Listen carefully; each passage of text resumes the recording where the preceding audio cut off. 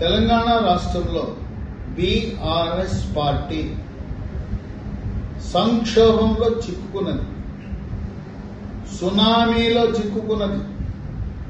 ఎవ్వరు కూడా కాపాడే పరిస్థితి లేదు. ఏ ముహూర్తాన టీఆర్ఎస్ పార్టీని బీఆర్ఎస్ అని నామకరణం చేశాడో, పేరు మార్చారో, ఆ రోజు నుంచి గ్రామీణ వాసులు తెలంగాణలో అనుకునే మాట ఏంటంటే, కేసీఆర్ టీఆర్ఎస్ ని బీఆర్ఎస్ గా మార్చడం వల్ల పేగుబంధం తెగిపోయింది. పార్టీలో తెలంగాణ అనే అక్షరం లేదు.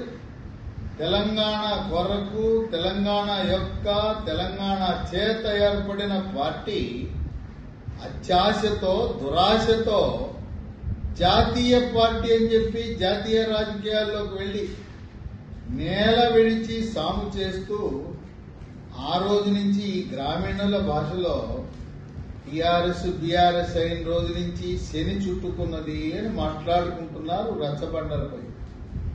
ఈ రోజున కారు పార్టీ ఖాళీ అయిపోతా ఉంది. ఒక్కొక్కరుగా ఒకానొక దశలో టీఆర్ఎస్ అంటే తెలుగు రాష్ట్ర సమితి అన్నారు. తెలుగుదేశం పార్టీ నుంచి 15 మంది శాసనసభ్యులు టీఆర్ఎస్ లో చేరటం, తెలుగుదేశం శాసనసభ పార్టీని టీఆర్ఎస్ లో విలీనం కూడా చేయటం జరిగింది. ఆ తెలుగుదేశం పార్టీ నుంచి టీఆర్ఎస్ లోకి వచ్చిన వాళ్ళందరూ కూడా ఇప్పుడు పక్క చూపులు చూస్తున్నారు. కాంగ్రెస్ పార్టీకి వెళ్దామా, బీజేపీలోకి వెళ్దామా, ఈ కారు ఇక మళ్ళీ రీస్టార్ట్ కాదు, కారు షెడ్కి వెళ్ళిపోయింది, ఇక కారు మళ్ళీ రిపేర్ అవుతుందనే నమ్మకం లేదు. కనుక భవిష్యత్తు రాబోయే కాలంలో కాంగ్రెసా బీజేపీనా నువ్వా నేనా అనే 2 పార్టీలోనే భావిస్తున్నారు. కనుక టీడీపీలో రాజకీయం ప్రారంభించిన టీఆర్ఎస్ నాయకులందరూ కూడా రేవంత్ రెడ్డి గతంలో తెలుగుదేశం పార్టీలో వారితో ఉన్న సాన్నిహిత్యం వల్ల హోల్సేల్ గా తుమ్మల నాగేశ్వరరావు లాంటి వారు ఉండటం వల్ల అందరూ కూడా మళ్లీ కాంగ్రెస్ పార్టీ బాట పడుతున్నారు. ఇప్పుడు ప్రముఖ నాయకులు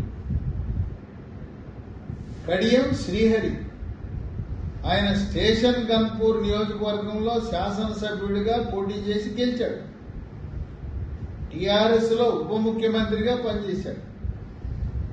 కూతురికి ఎమ్మెల్సీ ప్రస్తుతం వరంగల్ లోక్సభ సీట్ ఇచ్చాడు. ఆమె డాక్టర్ కూతురు doctor Kadiyam Kavya. Warangal BRS seat ఇస్తే ఆ సీటు వృధా, కారు రేసులో వెళ్ళదు, కారు టైర్ పంక్చర్ అయిపోతుంది, కారు గెలవదని కడియం శ్రీహరి కాంగ్రెస్ పార్టీలో చేరటానికి రంగం సిద్ధం చేసుకున్నాడు. ఆయన ఆలోచన, కడియం శ్రీహరి తన కుమార్తెని క్రియాశీల రాజకీయాల్లో ప్రవేశపెట్టాలని, వీలైతే స్టేషన్ గన్పూర్లో తను రాజీనామా చేసి తన స్థానంలో డాక్టర్ కడియం కావ్యాన్ని నిలబెట్టి ఆమె శాసనసభలోకి ప్రవేశపెట్టాలనే ఆలోచన కూడా కడియం శ్రీహరికి ఉంది. కడియం శ్రీహరి తెలుగుదేశం పార్టీలో సీనియర్ నాయకుడిగా ఉన్నాడు. రేవంత్ రెడ్డితో సత్సంబంధాలున్నాయి. ఇక ఆయన బాటలో కేశవరావు సీనియర్ కాంగ్రెస్ నాయకుడిగా ఉండి ఆయన టీఆర్ఎస్ పార్టీలో చేరితే ఆయన కోసం ఒక ప్రత్యేకమైన పదవి సెక్రటరీ జనరల్ అని పదవి సృష్టించారు. ఆయనకి రాజ్యసభ సీట్ ఇచ్చారు, 2 సార్లు ఇచ్చారు. రాజ్యసభలో మరి టీఆర్ఎస్ పక్ష నాయకుడిగా కూడా ఆయన్ని నియమించడం జరిగింది. కేశవరావు కుమార్తె గద్వాల విజయలక్ష్మిని హైదరాబాద్ నగర మేయర్గా చేశారు. ఇప్పుడు ఆయన కేశవరావు, నేను కాంగ్రెస్ వాడిని, మా ఇల్లు కాంగ్రెస్, బీఆర్ఎస్ పార్టీ మా అద్దె కొంప, నేను మా సొంత ఇంటికి వెళ్ళిపోతున్నా, గర్వాపసి అంటూ కేశవరావు నిష్క్రమిస్తున్నాడు కారు పార్టీ నుంచి, బీఆర్ఎస్ నుంచి. అవసరమైతే రాజ్యసభకు కూడా రాజీనామా చేసేస్తానంటున్నాడు. మరి కేశవరావుతో పాటు కుమార్తె గద్వాల విజయలక్ష్మి, ఆమె కూడా కారు పార్టీ బీఆర్ఎస్ పార్టీకి రాజీనామా చేసి కాంగ్రెస్కి వెళ్తుంది. ఆమెతో పాటు ఒక 30 మంది కార్పొరేటర్లు కూడా కారు పార్టీని వీడి కాంగ్రెస్ లో చేరుతారనే ఊహాగానాలు ఉన్నాయి. ఇప్పుడు మేయర్ పీఠాన్ని బీఆర్ఎస్ పార్టీ కోల్పోయి కాంగ్రెస్ హస్తగతం కాబోతా ఉంది. ఎంఐఎం పార్టీ వాళ్ళు చాలా తెలివైన వాళ్ళు. ఎవరు అధికారంలో అంటే అధికార పార్టీకి అండగా మిగులుతారు. ఎన్టీ రామారావు అంటే ఎన్టీ రామారావు ఆయనతో ఉంటారు. చంద్రబాబు నాయుడు ముఖ్యమంత్రి ఉంటే ఆయనకి భజన. అలాగే వైఎస్ రాజశేఖర రెడ్డి ఉంటే రాజశేఖర రెడ్డికి భజన. ఆ తర్వాత కేసీఆర్ భజన. ఇప్పుడు రేవంత్ రెడ్డి ముఖ్యమంత్రి అయిన తర్వాత ఎంఐఎం పార్టీ బీఆర్ఎస్ పార్టీతో సంబంధాలు తెగదింపుకుని ఇప్పుడు కాంగ్రెస్ పార్టీకి మద్దతు ఇస్తారు. కార్పొరేటర్లు కూడా ఎంఐఎం కార్పొరేటర్లు, ఎంఐఎం ఎమ్మెల్యేలు అందరూ కూడా రేవంత్ రెడ్డి జై, కాంగ్రెస్ జై అని కారు పార్టీకి టాటా బై బై అని చెప్పే పరిస్థితి ఉన్నది ఎంఐఎం. అంటే హైదరాబాద్ నగరంలో కూడా పట్టు కోల్పోతా ఉంది.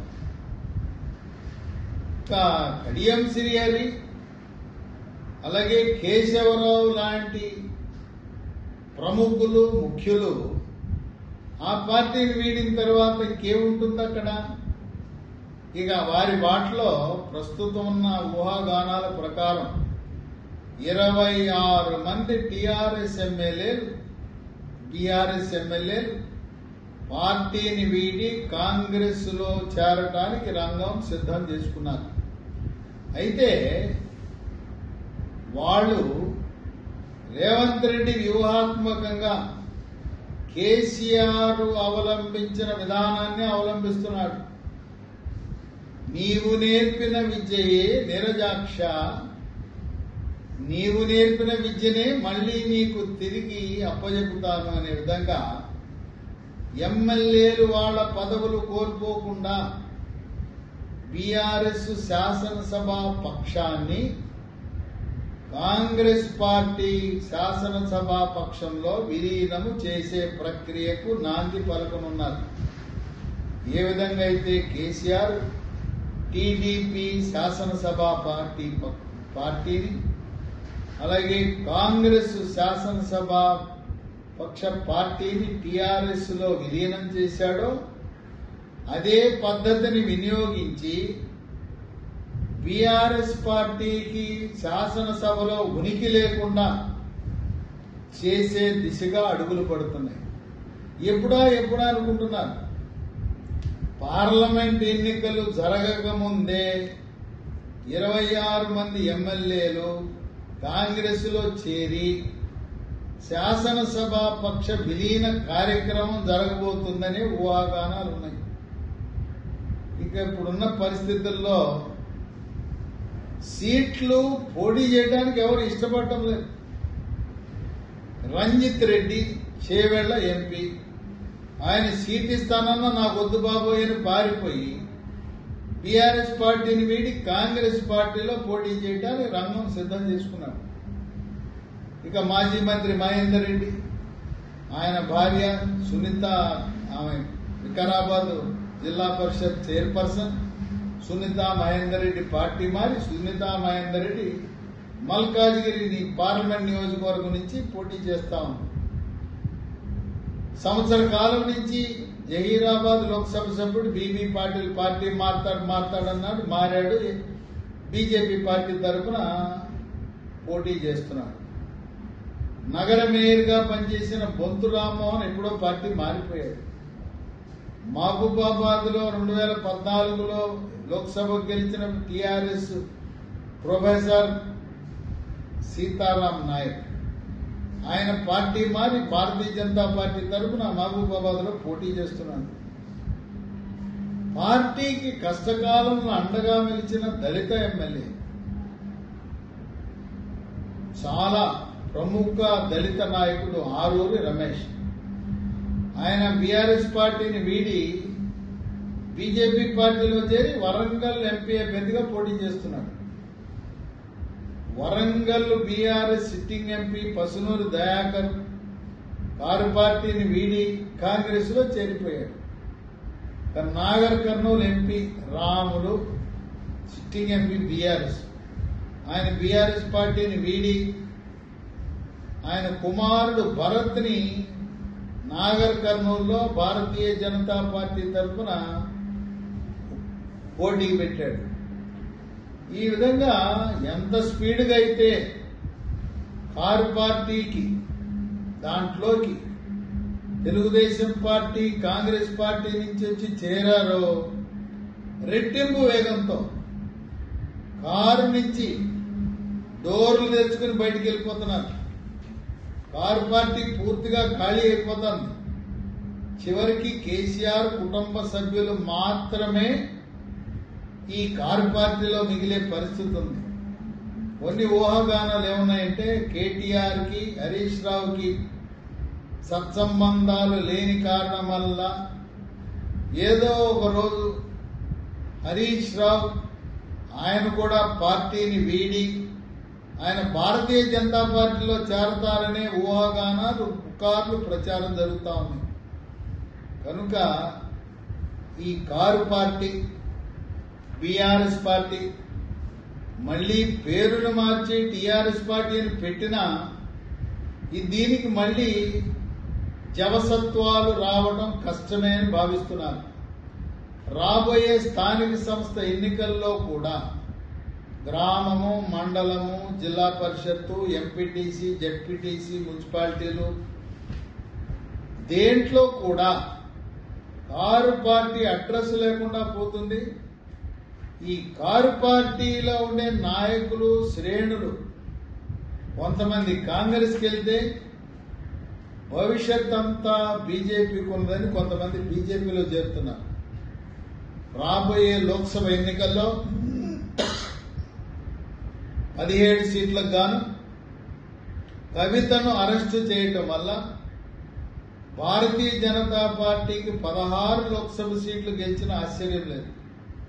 ప్రస్తుత సర్వే ఫలితాలను బట్టి కనీసం 12 లోక్సభ సీట్లలో భారతీయ జనతా పార్టీ విజయం సాధించే పరిస్థితి ఉన్నది.